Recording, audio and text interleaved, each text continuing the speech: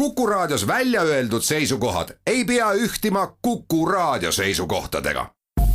Te kuulate Kuku Raadiot. Autotundi toetab Alexela. Alexela kodukaardiga kütus kuni -5 senti liitrilt.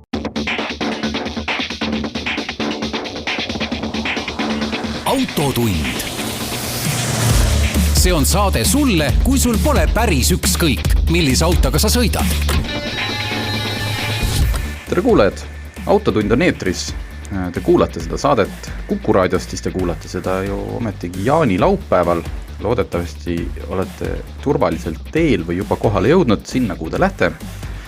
Meie istume hetkel stuudios, mina, Tarmo Tähepõld ja Sulev Ladva Autogeenuse portaalist.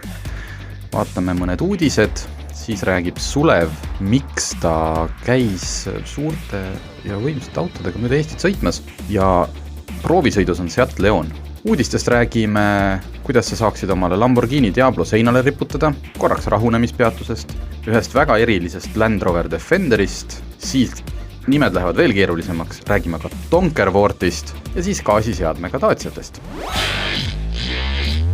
Nii, meie blokk, kus me räägime nädala huvitavatest sündmustest, oli plaanis igasuguseid huvitavaid sündmuseid siia panna, aga kahjuks otsustas nädalavahetusel üks noor inimene, et Laagna tee on koht, kus oma diisel X5-ga kõvasti gaasi anda ja sellega üks 2 inimest ära tappa.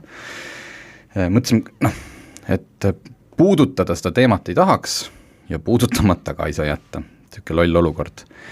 Ja et kuidas seda siis lahendada, siis tahtsin lihtsalt ühe loo, mis ma kunagi kirja panin, mis rääkis sellest, kuidas mina oma õppetunni sain kätte juba 18-aastaselt, õnneks ilma ühegi laibata, aga väga kaugel see ei olnud. Ja see mõjus mulle nii, kuidas ma ütlen, hästi või siis rängalt, et ma pärast seda olen olnud väga palju korralikum liikleja. Mitte, et ma ei ole olnud eeskujulik, aga ma ei ole, lolluste peale ei ole mul pärast seda enam, kuidas ma ütlen, tuju olnud. See oli väga lihtne, me olime sõpradega keskkooli lõpus, hakkasime tegema sellist väikest suvetuuri, et lähme kõik, sõidame, igaüks, kes oma vanemate auto kuskilt sai, sõidame nädal aega mööda Eestit ja esimesel õhtul otsisime ühte telkimispaika ja mina olin esimeses autos, juba oli pime, mõtlesin, et sõitsime õigest tee otsast mööda, sest ju GPS ei olnud, et ma nüüd hästi hea lai kruusaserv oli, et ma olen äge vend küll, et ma pööran käsi piduriga, teen selle pöörde ära. Ma olin hästi ettevaatlik. Ma võtsin aegsasti tee äärde, ma panin siis suunatule, hakkasin piduritega mängima, et mu tagasõitev sõber näeks. Et ma hakkan peatuma, et ma ei teinud seda ootamatult. Sõitsin sinna kruusa peale, ütleme 66 kilovatise Opel Vectraga, et tegelikult ütleme seal väga, üldse sellise autoga väga midagi pöörata ei olnud, aga ma sain auto ikkagi mõnusasti niimoodi risti. Tee peale. Efektselt. Ja siis väljus mu tagasõitva auto tagant üks rekka, mis minu nina alt signaalitades ja ilmselt oli tal pidur põhjas ja kõik asjad möödus umbes 10 sentimeetri kaugust mu auto ninast. Ja ehk, et minu 18-aastase mõistus suutis välja mõelda selle, et ma hoiatan oma sõpra, et ma hakkan midagi tegema.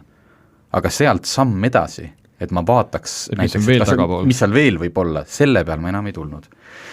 Ja mul on plaan, et kui mul enda lapsed hakkavad jõudma natukenegi lubadele lähemale, siis ma kavatsen rääkida seda lugu neile, söögi alla ja söögi peale. See on mu isiklik kogemus. Pluss siis kõik sellised Laagna tee tüüpi asjad, need tuleb lihtsalt oma lastega niimoodi juppideks lahti võtta. Sest et mul tunne, et kui sa räägid noorele inimesele, et ära tee seda ja siis hakkad talle rääkima, et kui sa sõidad 10 kilomeetrit kiiremini, sinu pidurdus maa pikeneb nii ja nii palju. See teeb magama selle peale. Teeb magama ja kui ta ei usu seda, või minul küll. Ja aga kui sa sõidad 70 kilomeetrit lubatust kiiremini, ma ei tea palju seal Laagna teel mingi kaamera lindistus on, et seal olid ikkagi kiirused väga suured. Et siis on tagajärjed teised ja need pildid, ühesõnaga kui mu lapsed saadet kuulavad, nad õnneks veel ei kuula mu saateid, siis teadke, et teid ootab ees üks võrdlemisi karm teismepõli. Ja ma tahtsin lihtsalt, et teistele vanematele ka, et kui te lapsed on sellesse ikka jõudmas ja näete, et neil on ka seda uljust, et siis ma ei tea, tuleb lihtsalt töödelda ja mitte sellise tuima tänitamisega, vaid ma ei tea, näidetega elust. Jah, elust äkki aitab lihtsalt, jah, just sellel hetkel, et enne kui sa teed, mõtle. Iga noor ta lõpuks proovib ära, mis iganes kiirus 150, noh, ma ütlen, ma ei saa seda heaks kiita, et kõik noored peavad proovima, aga kurat, ära tee seda, vabandust, Laagna tee kanalis, liikluse vahel, noh, selles mõttes siin on nagu vahe ja vahe. Ja. Et selline õpetlik see traagilise sündmuse lõppu, et äkki me päästame niimoodi mõned järgmised elud. Vaat nii, aga proovime siit natukene rõõmsamalt edasi minna. Ja mis saaks olla rõõmsamad kui üks seinakaunistus Lamborghini Diablo näol? Kas sinul on posterid olnud? Olid sa lapsena see, kelle seinal või on äkki praegultki? Enam ei ole. Mul on tegelikult enda uuest autost kingitud pilt, mis on käsit joonistatud, aga plakateid enam ei ole, aga muidugi oli. Need tüüpilised ju, mis on, mida nimetatakse plakati autodeks, Lamborghini Countach, Ferrari Testarossa, ja, kõik need. F40. Kõik on need miskipärast 80-ndatest. Just. 80-ndat said läbi, tulid 90-ndat ja saabus Lamborghini Diablo. Ja nüüd juulikuus Mekumi oksjonile tuleb Lamborghini, mis sobib hästi seinale riputamiseks. Tegemist on Lamborghini enda prototüübiga, mida kasutati, kui see autot arendati ja reklaamfotosid tehti, et ta kerepaneel, see on täismõõdus, ta kerepaneelid kõik on sellised põhimõtteliselt, kui sul on endal Lamborghini, sa võid sealt võtta seina pealt selle küljest omale kerepaneele ja panna külge. Et välimus on 100%. Välimus on 100% ja ka interjöör on täiesti olemas. Ainuke, mida tal ei ole, on siis mootor ja käiguosa. Ja see Diablo oli ise väljas ka Lamborghini muuseumis. Ma ei tea, miks ta nüüd siis müügis on, et võib-olla nüüd panid sinna mingi järgmise auto seinale, et väga kihvt seinakaunistus oleks see. Oleks küll, kindlasti.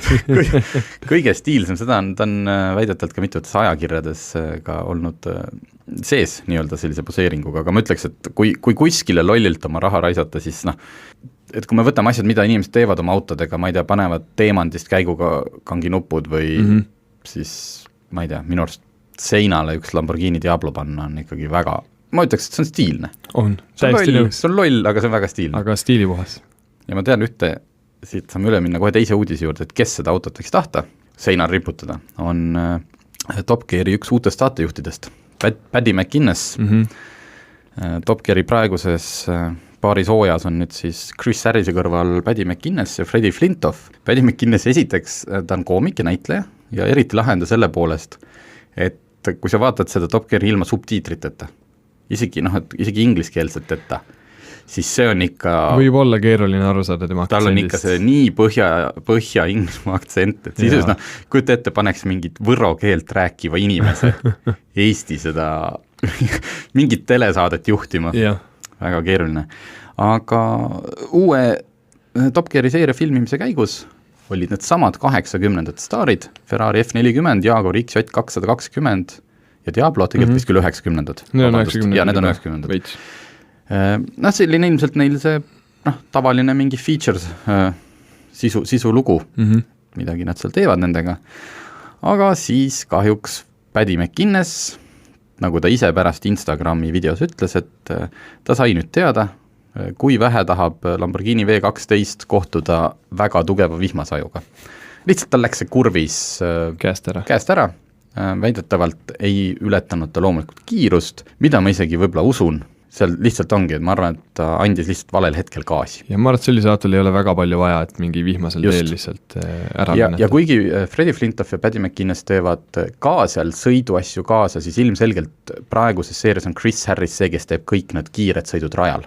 Et ei McInnes ega Flintoff pole nagu selles mõttes autoinimesed, et nad oskavad väga Harris on päris võidusõidu kogemusega ekspert siiski. Just, aga vist oli seal lõpuks niimoodi, et nad lootsid, et nad saavad veel isegi selle Diablo nagu korda ka selle võtte ajaks.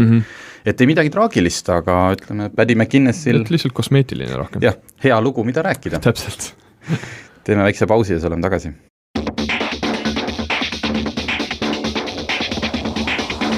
Autotund. See on saade sulle, kui sul pole päris ükskõik, millise autoga sa sõidad. Autotund tagasi. Kas sa oled viimasel ajal saanud politseiga vestelda kiirusületamise teemaldel? Ei ole üldse. Hea tõdeda. aga kui sulle pakutakse võimalust, et ületasid sa näiteks 15 kilomeetrit, et kas sa nüüd tahad tee ääres rahuneda tunnike või tahaksid maksta seal, mis ta on siis, 15 korda 3, umbes 50 eurot trahvi. Eks see rahunemise variant oleks ikka meelepärasem, see on ikka nagu lasteaias pandi nurka, et nüüd mõtlema tegudele järgi. Jah, et asi siis selles, et Riigikogu õiguskomisjon, vist oli õiguskomisjon, ühesõnaga, tahab ikkagi eelnõusse sisse kirjutada, et rahunemispeatus olekski mitte enam katsetus, vaid seda võikski kasutada päriselt juba karistus või siis suunava meetmena, mis on ühelt poolt on väga kihvt, sest et tihti on endal näiteks hetk, kus on see väsimus, õudselt raske on seda otsust vastu võtta, et nüüd ma nagu, sa teed, mul on 20 kilti veel, küll ma ära sõidan. Aga et teed rahunemispeatuse, halb asi on see, et sa tegelikult oled selleks hetkeks ju rikkunud seadust, siis sa oled pidanud vestlema politseiametnikuga ja ega sul siis und enam ei tule, sest siis on sul adrekas üleval. Seda küll. Ja teine oht on ju see, et kui keegi siis sinna rahunema jääb, siis ta võib pärast kippuda nagu ikkagi rohkem kiirustama. Siis on veel kiirem tal ikkagi kuhugi jõuda ju. Just.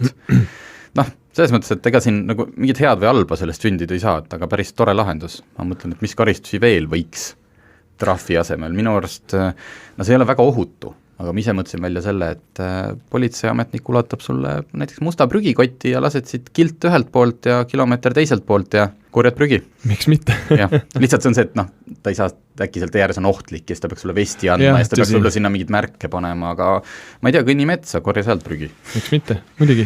Siis räägime, kuna me pärast räägime ka ringrajale minemisest, siis võib-olla me kõiki uudist ei jõuagi, aga ma tahaks rääkida Donkerworthist. Need on need seda tüüpi autod, mida nimetatakse natuke nagu vormelid. Open wheel, jah. Just, et kujutate rattad on nagu kerest väljas või eraldi.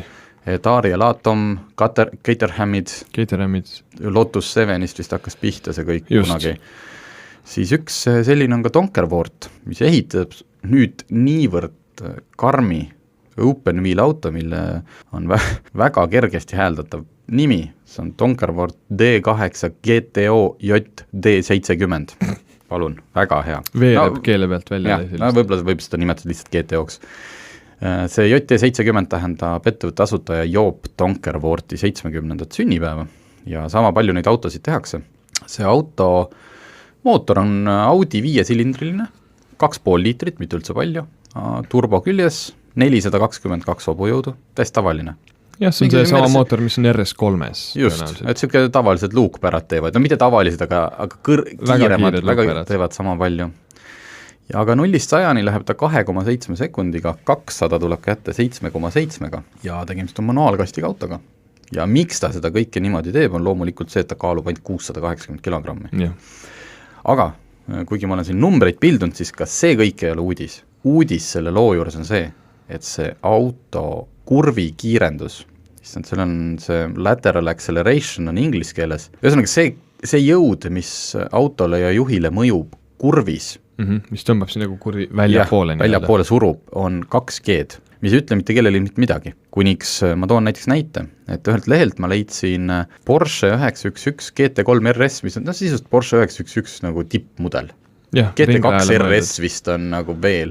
Ei, need GT3 RS-id sõidavad ju siin Tallinna vahel ka. Ja, GT2 RS on nagu kiirem, aga ma arvan, et see kurvi võimekus on ikkagi sama enam-vähem. Just. Sai selleks nii-öelda mõõsikuks 1,24 G-d. Ferrari sai 1,16 ja põhimõtteliselt otsene konkurent Arie Latom, vist oli 3. generatsioon, nüüd tuli välja 4. 1,12 ja Donkerworthil on see number 2. Ja kui me võtame ülevalt otsast, siis näiteks see Volkswagen ID.R elektriauto, mis sõitis Pikes Peaki ja Goodwoodi ja kõik rekordid, selline nagu ehitatud, tema käes on ka Nürburg minu arust. Jaa, elektriline Nürburgi rekord peaks olema. Et see teeb kurvides on mõõdetud kuni 3,49. Ja see on ka 3,49 üleval otsas, 1,24 all ja seal keskel on Donkerworth. Ja see alumine ots, mis me ütlesime, on ikkagi väga-väga kõrge tegelikult. Just, et kui ükskõik, kes meist istuks selle auto kõrvalistmel seal Porsches, kui see teeb 1,24, siis ma arvan, julgen siin kogu Eesti rahva eest tunnistada, mina küll kiljuks. Et ma ei tea, kuidas Donkerworth seda saavutanud on. Eks see olegi lihtsalt, ma arvan, see kergus ei ole midagi muud, et kui need rehvid ei pea seda nii suurt automassi hoidma, siis ta peab ilusti vastu. Ja see on tähtis märkida, nagu sa varemini mainisid enne eetrit, et see on tänavalegaalsetel rehvidel, mis on põhiliselt, need ei ole mingid slick rehvid. Jah, just, et ja kusjuures tänavalegaalsed nankangid, et see oli veel eriti, et näete, teeme siin nalja Hiina rehvid üle, aga... 2 pikki soont lihtsalt kuhugi peale öeldi. No nii ta on, kui pilti vaatad, siis on jah. See muster ei ole päris muster selles mõttes, nagu me arvame. Just. Ja mis auto maksab? Ma ei tea, viimase aja igasuguseid neid erimudeleid ja kõiki kuulates, siis ma ei tea, ma ütleks 200 000 eurot ei ole üldse selline... See ei ole palju. See ei ole palju, just, tegelikult. Et see on see mänguasi, ta näeb väga efektne välja, on väga kihvt, ma ei tea, mulle tundub see nagu mõistlik soetus, arvestades, mida kõik inimesed soetavad. Jah, seda küll. et kas mingi 400 000 eurone, ma ei tea, linnamaastur, mis on 6-rattaliseks tehtud, maksab 500,000, eks ju, hakkad sealt nagu pihta, siis päris imelikke asju ehitatakse. Võt, mingi ostke omale Donkerwort. Pooled pidid olema müüdud, aga mõni vist on veel järgi. Nii et kiiresti.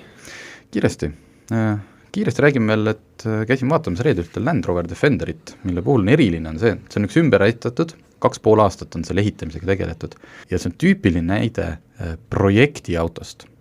Inimene, kellel muuseas selle omanikul, kes töötab metsanduses, on päriselt vaja selle autoga käia maastikul, tal on vaja väga maastikvõimet autot. Peale erinevaid katsetusi jõudis ta Defenderini ja siis hakkas igast asju tulema, siis sa tõstad teda kõrgemaks, siis sa seal vahetad mingi vahekasti ära.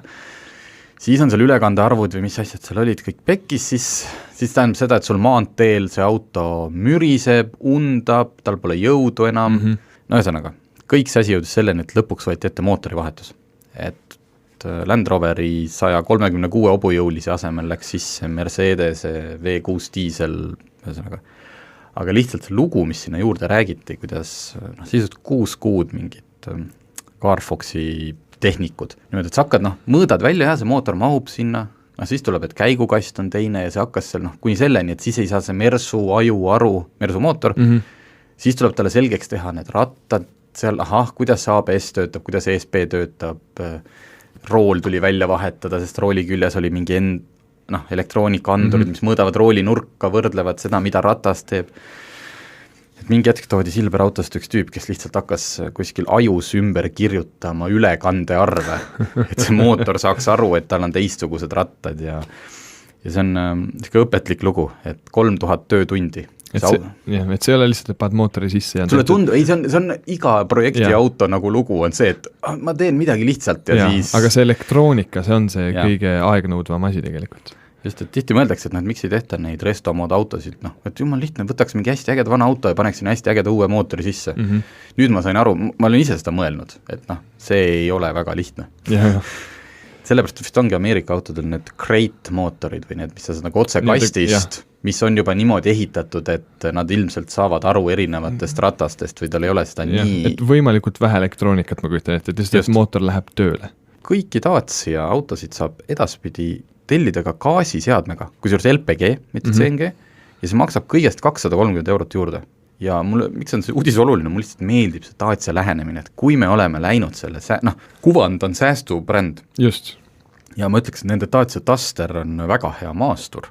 Seest on muidugi loomulikult selle raha eest saadki natuke rohkem plastikut või siis ainult plastikut, aga et keerame vindi veel peale, et nüüd saab, et muidu see gaasiseadme soetamine on alati siuke, et kas ma tahan seda kulutust teha ja ümber ehitada. Nüüd uued autod tellides paned linnukese, mõnel autol maksab sul, ma ei tea, mis asi, 230, seal on sigaretisüütaja. Jah, võib-olla küll. Nüüd sa saad terve gaasiseadme ja 30% peaks jälle kütusekuludelt säästma. Võt, aga nüüd teeme ühe pausi ja siis pärast teises pooles ma lasen Sulevil ka rääkida.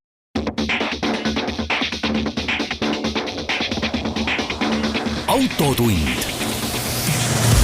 See on saade sulle, kui sul pole päris ükskõik, millise autoga sa sõidad. Autotund tagasi.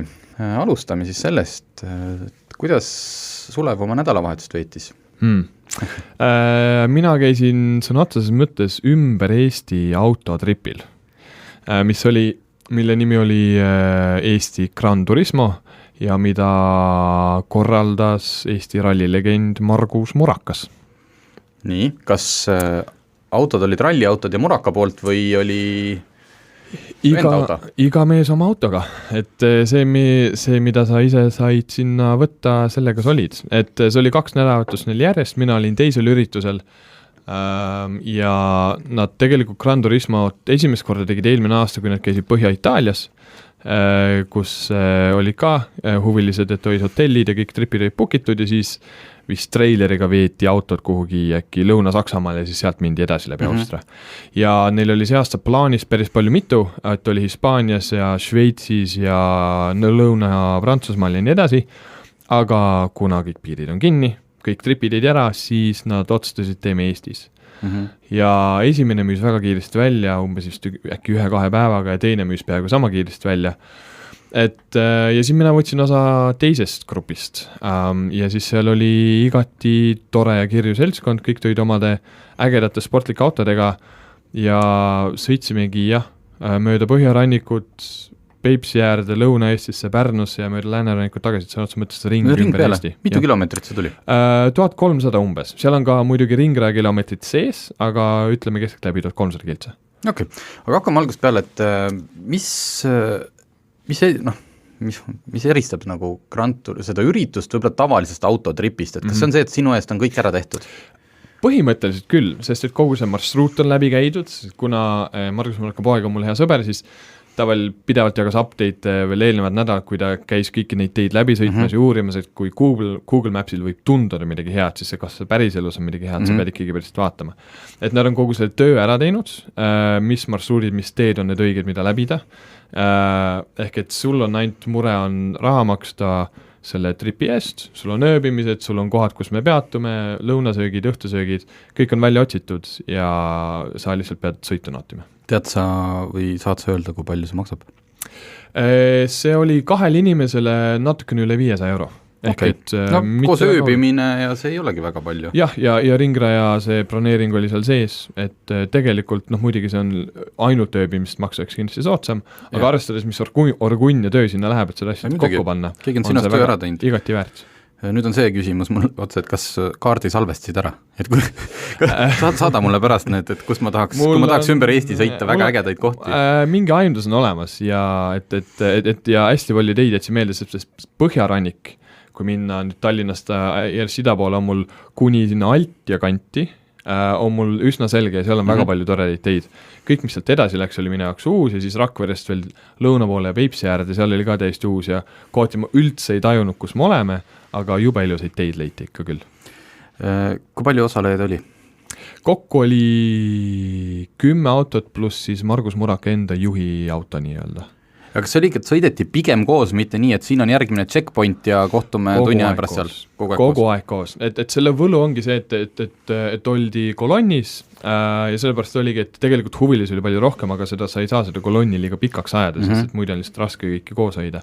Ja mõndadel autodel vahepeal tuli probleeme, kes siis jäid natukene maha ja oma asjadega tegelema, aga muidu oli hea, et teine oluline lisa oli see, et kõik autod olid raadiosaatjad ja juhtauto siis lihtsalt teavitas tee olukorras, et kui on näiteks mingid jalgratturid või kõrvalseisud kuskil tee ääres, et sa oskad nagu ettevaatlikum olla ja samuti ka, kui näiteks mingit lahtist pinnast või kruusa, et kui kuskilt viskab kive, siis öeldi, et nüüd viskab kive, pikke vahet suuremaks ja sellised asjad, et siis sa nagu oskad tee olukorda paremini ette teada juba, kui sa sinna läbid, sest et juhtautoga see viimane juhtauto võib olla sul ju mitu-sada meetrit eespool. Okei, lähme kõige põnevam osa juurde. Mina seda tean, aga nüüd sa pead ütlema kuulajatele ka, mis autod osalesid? Näiteks mõned. Minu väga ilus sinine Focus RS. No see on väga hea auto. Siis oli, alustame, ma ei saa öelda madalast otsast, siis seal ei ole madalat otsa minu meelest, aga seal oli 68. aasta Camaro, mis oli täitsa nagu ümber ehitatud, et oli mingisugune Corvetti mootor sisse pandud ja nii edasi. Aha, mootori vahetus. Huvitav, kuidas tal sellega läks? Kahjuks pärast 40 minutit Jõelähtme golfiklubist väljumist tal tekkis mingisugune probleem, aga ta liitus meiega juba pärast lõunaks, et Camarol vahepeal oli viperusi, aga väga vapralt püsis tegelikult meil sabas. Siis oli pisut vanema neid põlvkonna numbreid Mercedes oli teha, aga C-klassi AMG mudel, siis kui veel oli C43, et see päris süke kandiline 90. auto. Mis kõrvalt vaatas vist tunduda selline samulaine vana Mercedes, aga issand, kui hästi see asi kõikidel autodel sabas püsis, et see oli imeline.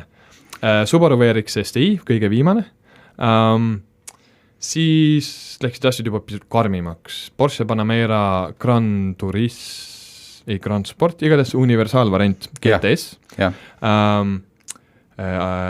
BMW M5 2 põlvkonda tagasi, mis oli see vabalt hingava V10-ga. Jube ilusa heliga. E60. Just.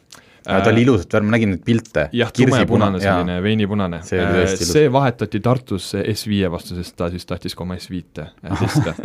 S5 Sportback, see 4-ukseline. Siis oli Audi R8, praegune põlvkond V10-ga, Ferrari GTC 4 Lusso. No see pereauto. Jaa. Universaalkerega Ferrari. Just kui, 4 kohta ja praktiline. Valge Lusso, oranž Lamborghini Aventador ja mul ei midagi vahelt ära. Jah, siis oli veel Porsche Carrera 4S, viimane 992 põlvkond, millega ka meie oleme sõitnud Kaurvist. Ja siis lõpetuseks juhtauto oli BMW M2 must, mis oli Margus Murakal manuaalkäigukastiga kõik nii nagu veab. Okei, nüüd mul tekib küll üks küsimus, et kui hästi te seal üksteisega läbi saite ja kas autosid ka vahetati? Need, kes olid, mul ei tunne, et mingid inimesed, kes olid väga-väga tuttavad oma vahel, need vahetasid. Aga see oli 2 auto vahel, sest nad olid ikka päriselt tuttavad. Muidu mitte. Et sellist semutsemist ei olnud, et kuule, tahad ka mu Aventadori proovida, et ei, ma olen ammu mõelnud selle Focus RS-iga tahaks proovida, et kuule, võta Aventador või Ferrari. Ei, päris niimoodi ei olnud, aga seltskond oli kõik tore, sest kõik on ju sama asja pärast seal. Õhtusööki lauas olid kõik väga palju seikasid ja jutte, kuidas mõned inimesed on käinud mööda Euroopat, selle, mis on see Soome Gumballi variant, see kumipall ongi vist selle nimi otseselt, et on teinud soomlastega kuskil 8000 plus kilomeetrisid ringi ja selliseid asju, et seike sealt ja mingid olid sellised rahvarallimehed, kes rääkisid igast ralliseike, et väga-väga tore seltskond oli koos. Okei. Ja mida tehti siis, ütleme, õhtul, kas oli väga palju sellist autojuttu, et siis kui jõuti hotelli, siis veel tükk aega toksiti seal autod ümber rehvi ja räägiti. Et kuidas, et palju ikka siin nüüd siis Aventadoril esimesel päevaga kütust läks ja sellised asjad, et 130 liitrit esimese päevaga vihjaks. See on päris palju kütust. See on päris palju kütust, jah. Aga jaa, ei, põhimõtteliselt ikkagi muidu ainult jätkus juttu autodeks, kuidas juba vanemad ja kogenud härrased, see tee, mis me seal lõunas siis mäletan, et see oli kunagi kruusakiiruskatse ja siis me tegime seal selliseid asju ja siis panime seal umbes välja ja et hästi-hästi lõbus oli. Ja te lõpetasite kõik Pärnu ringrajal? Me olime kõik Pärnu ringrajal ka. Kas kõik läksid peale? 2 autot vist ei läinud, Camaro kindlasti ei läinud ja 1 auto veel, mida ma ei mäleta, aga muidu enamus autod käisid rajal küll ja oligi, raja oli täielikult meile broneeritud. Kas sinna sisse kuulus ka Muraka juhendamine, sest ma tean, ta pakub sellist teenust ju? Selline pooletunnine teooriatund, mida ma ise läbinud, kui ma käisin eelmine suvi temaga. Ja siis, kui oli soove, siis sai ka tõistus hea meelega su kõrvalis meil paar ringi, mida mina kindlasti palusin. Et natukene meelde tuletada, mida ma kõike valesti teen igal pool seal ringrajal. Aga Margus Muraka kõrval istudes minu ring läks automaatselt 3 sekundit paremaks, nii et see töötas. Päris hea, teeme väikse pausi, siis räägime natuke veel ja siis Seat Leonist. Jah.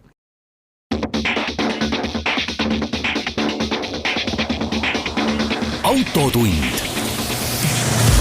See on saade sulle, kui sul pole päris ükskõik, millise autoga sa sõidad. Nii, ma üritasin sult ennem ringi aega välja pressida, aga ma saan aru, et aega ei võetud. Ei, ja sest ma väga tahaks võrrelda, et kui palju oli Aventador versus Focus RS, aga vist ei saa. Aga päris nii ei saa, sest aga väga õige põhjendus oli ka, et kui ma küsisin Margus, kas me saame need transponderid, mis see need on, ütles, et me ei oleks ühtegi autot enam homme millega koju sõita, et kui me hakkame siin päriselt aegu mõõtma, mis on täiesti aus põhjendus, ma arvan.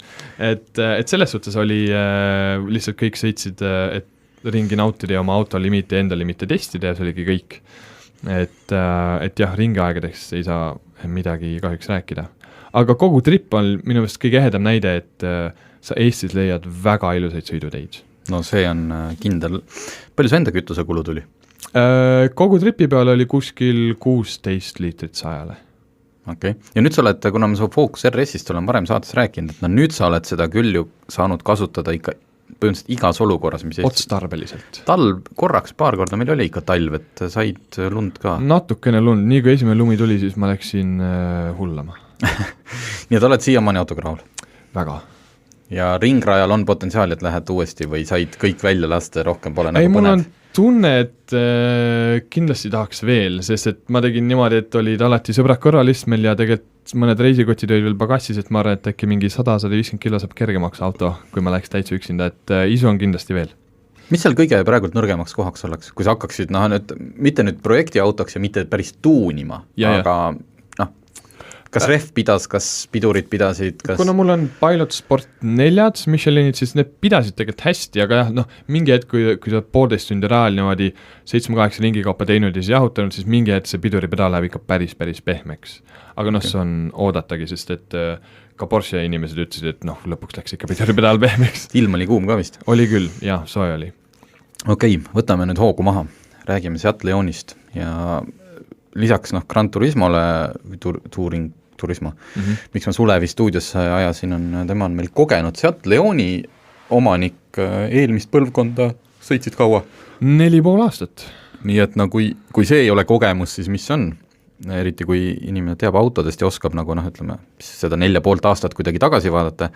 Ja nüüd on saabunud uus Seat Leon, see oli meil proovisõidus värskelt Eestisse tulnud, saate salongi minna imetlema. Ja minu arust on isegi mootor peaaegu sama, 110 kilovatti oli ka sinu oma. Jaa, et see on see edasiarendus, minul oli see 1,4, see on nüüd praegu 1,5, aga ka eelmisel põlvkonnal tuli faceliftiga, tuli see 1,5, et see on lihtsalt edasiarendus samast mootorist, just, mis mul oli. Ja on pandud siis väike kerghübriid lahendus on sinna just, pandud et see start-stop asjad on lihtsalt palju kiiremad ja see mootori eripära on ka see, et ta kui rahulikult sõites, siis ta lülitab 2 silindri peale ennast, mis muudab selle väga ökonoomseks. Küsin, kuna sinul oli universaal ja proovisõidus oli luukpära, kas seal mingit vahet tunnet, sõidus? Väga tegelikult mitte. Kuminat võib-olla on rohkem, kui sul on tagasi, aga võib-olla ei ole ka? See auto oli üldiselt vaiksem niivina.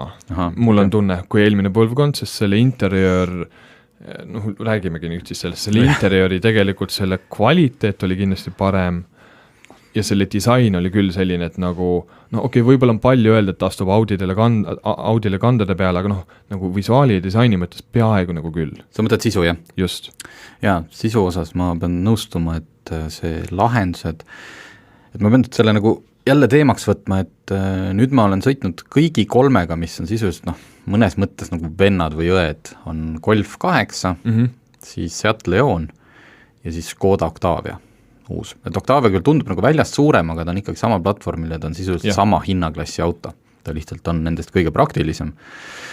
Ja nad kõik said ju ometigi kunagi alguse Volkswagen Golfist ja kui me nüüd räägime puhtalt interjöörist, siis Golf on selles osas kahjuks 3. kohal, kuigi ta on läinud see, nad ise reklaamivad seda New Digital, et seal on hästi suur pikk ekraan, või need ühesõnaga juhi ees olev ekraan ja siis see meediasüsteemi ekraan on ühendatud omavahel põhimõtteliselt ühises jooneks. Nagu Mercedestel uutel praegu. Et kogu kliimasüsteemi juhtimine, kõik käib puutetundlik nuppudega, et on sihitud sellist hästi minimalistlikku disaini, aga Golfis on see jäänud, ta on jäänud poolikuks, ta ei ole, et kui me võtame ideaaliks Tesla, ärme räägi pealt Tesla materjalidest, mida nad kasutavad, aga see visuaal. Et sa istud sinna, siis ta ongi sisuliselt, sul on see üks suur ekraan ja ülejäänu on ulmefilmist. Golfis seda tunnet ei tekkinud, aga kõik hullem oli seal ikkagi see, et seal oli natuke musta plastikut, mis vaheldus halli plastikuga, mille kõrval oli natukene tumehallimat, see konkreetne proovisõiduauto oli küll seest lihtsalt nii pagan igav. Ja Leonil on see asi palju paremini lahendatud. Ja hästi palju seda interjööri sellist atmosfääri valgustust, et selline pikk riba, mis jookseb, tuleb ustest ja jookseb armatuuri tagantpoolt esiklaasi alt, pikk riba, ilus kaar, et sellise atmosfääri ja seda olekut. Ja ka materjalid tundusid olevad vähemalt mitmekülgsemad, et Octavias mulle meeldis, et oli kasutatud kangast, Leonis oli mingi selline, et see armatuur ei olnud plastikust, vaid oli pehme kummilaadne, et kui sa tead katsud, siis on ka natukene võib-olla jälle, tahaks ikkagi, et seal oleks riie või nahk või kangas, aga okei. Aga ta vähemalt jätnud plastist muljet. Räägi nüüd sõidust, kas Seat on jätkuvalt sportlik? Minu meelest on, et ta oli väga, meenutas jah, nagu minu autot, kuna see oli see FR varustus, mis tähendab, et tal on pisut selline jäigem vedrustus, kindlasti mitte jäik. Tegelikult on ta ikkagi väga mugav, et ta on selline, et sellel mootoril 110 kilowatti, tal ei ole mingit enneolematut minekut, aga ta on tavaolukorras küllaltki nobe, sest ta hakkab päris varakult tõmbama, kuskil 1500 pöörde pealt juba on maksimum pöördemoment, ja kuna see vedustus on pisut jäigem, siis kiirenduses sa ei saa öelda, et see on sportlik, aga see, kuidas see kerekontroll on ja rooli tunnetus on, kõik on ikkagi väga-väga mõnus, et mööda käänulisi tagaviimsi teid, kus ma alati sõidan, on tegelikult väga meeldiv, et see kindlus, et sa kontrollid autole ja sa tunned, mis toimub, oli kõik olemas. Ja veel üks väga oluline muudatus või mida sina ka tähele panid, tagaistuja ruum. Jaa. Et ennem Sulevan, ma võin teile öelda, pikk inimene, et sinu taga ilmselt varem, üldse paljudes autodes võib olla päris kitsas. Ja. Kuidas, näiteks Mazda 3 sinu taha vist eriti keegi mahu? Väga mitte, mina enda taha, ma sõna otsa mõttes ei mahtu, uks ei läinud kinni, siis mu põlved olid nii laiali. Aga Leonis? Ma mahtasin enda taha üsna okeilt, ja kui on kõrvalistuja taha, kes natukene tõmbab ette, siis ei ole üldse probleem, ma olin väga hämmastunud. Ja see oli veel luukpära, tasub mainida. Jah, et kuidagi on sinna suudetud seda jalaruumi niimoodi disainida, et seda on piisavalt. Ja kolmas väga suur boonus on ikkagi ka selle auto välisdisain. Jah, minu meelest ka sellest, nagu sa ütlesid, et see kolmik nii-öelda, Škoda, Volkswagen, Seat, jällegi, või ma ei ole erapooletu, aga minu meelest, nagu ka eelmisel põlvkonnal, kõige parem valimisega auto. Jah, näiteks kas või see, et kui mina seda Golfi komplekteerisin, siis seal on ainult üks huvitav värv, oli see kollane või kollaks roheline. Just. Hetkel ma ei näinud teisi valikuid, sealt oli meil proovisõidus üks sügav punase, ka see ilus punane auto, et see on hea pärmmutter on sees. Just, et mitte nagu edevalt kuidagi, et sa oled natuke nagu totakalt tunned ennast, et ma ei tea, kas see roosakas või neoon mingi, vaid ilus punane ja kui ma käisin esitlusel, siis oli ka seal üks sinine, mis oli väga ilus, et kui ma lähen kunagi enam ei viitsi ajakirjanik olla, siis ma lähen kuskile autofirma turundusosakonda ja keelan ära tema autodeks hallid. Täpselt. Sest et see inimene, kes tahab halli autot, see ei loe nagu nii autoajakirju. Just. Ja läheb ostab selle, mis saab kõige odavamalt. Aga mis siis selle kõige kallima, või ühesõnaga selle prooviauto, mis on varustusest FR, ehk siis kõige kõrgem varustus, on 25 000 eurot. Sinna oli üht-teist juurde pannud, ma üritasin, mul ei ole veel hinnakirja saadetud, aga ta ütles, et see on vist äkki 27 000 maksis auto. Okay.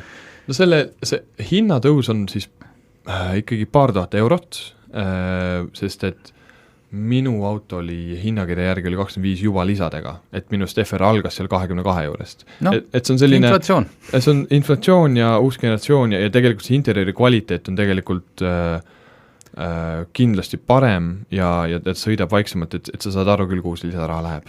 Ja natuke vist see ikkagi see hübriidindus ka, et mootor on küll, mootori arendust on nipet-näpet tehtud, aga et põhiliselt sinna külge on see elekter pandud. Ja ega üldiselt elu ongi kõik kallimaks läinud. Küsimus see, et kui sa nüüd maksad selle autost rohkem kui varem ja sa tunned, et sa said parem auto ka, siis nagu on ju parem. Sest neelad selle hinnatõusu alla, mitte et mõtle, kui sa oleks istunud sisse, et mis nad nüüd tegid. Kõik on täpselt sama. Nii et soovitame, kui te olete mõistliku luukpära või Leonist tuleb sügisel kui universaalvere. Just tahtsingi lisada, et sügisel jõuab universaal ka kohale. Ja siis tulevad ka kuprad, ehk siis sportversioonid. Need kupra brändiga nüüd seekord täiesti. Just. Et on lisandumas, aga ka juba praegult see, mis on väga õnnestunud toode. Täiesti kindlasti. Nii. Aga ilusat jaanipäeva, ärge kihutage ja palun ärge jooge, tähendab roolis vähemalt mitte, sest et meie see statistika on praegu juba nii kreenis igasuguste õnnetustega, et äkki teeks jaanipäeva seekord ilma õnnetustega. Võiks teha rahulikuma. Just. Kohtume järgmine nädal. Aitäh!